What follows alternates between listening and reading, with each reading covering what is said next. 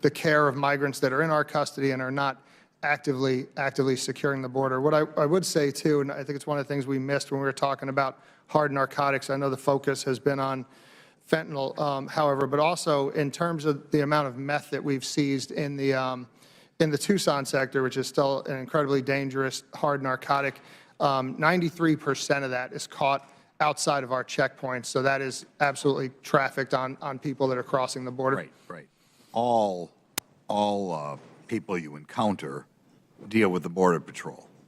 The Border Patrol does not deal with the approximately 60,000 people a month who are gotaways. That's the point I'm trying to make.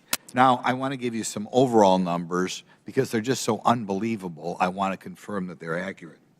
2 years ago, in December, there were about 24,000 or 21,000 people who came across the border, both released family units and single adults as well as gotaways. We have in 2 years gone from about 21,000 to 238,000 the most recent December. Are those numbers accurate? In 2 years, we've gone from 21,000 to 238,000? Sir, one, I don't know why, but I'm having a little bit of trouble hearing you, but I hear you asking about the numbers over years. Well, I'll say again. Much better, sir. 2 years ago, there were, in December, there were approximately 20,000 people coming across the border, both encounters and gotaways combined. We've now gone from 21,000 to 238,000. That's almost unbelievable. Do you believe those numbers are accurate? I don't have December's numbers, sir. But what I can tell you is, so fiscal year 18, 19, and 20, Tucson sector had about 60,000 apprehensions. 21, 190,000 apprehensions. So we tripled the previous year, or had all three of those years combined. Last year it quadrupled. Last year it was 250,000. We're 20,000 ahead right now. So we went from what I would describe as unprecedented to a point where I don't have the correct adjective to describe what's going on. Okay.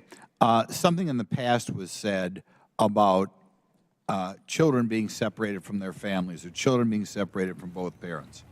Are there unaccompanied minors coming across the border? And are there children coming across the border with one parent, which inevitably means, or not always, but frequently means that we're separating families, or families are being separated at the border? Yes, sir. So in Tucson sector, we do see unaccompanied children. It's not an enormous part of our population. It's probably about 7% of the population we deal with, maybe less, are unaccompanied children. I do believe it's a much bigger issue in Rio Grande Valley, sir. Okay, I think 7%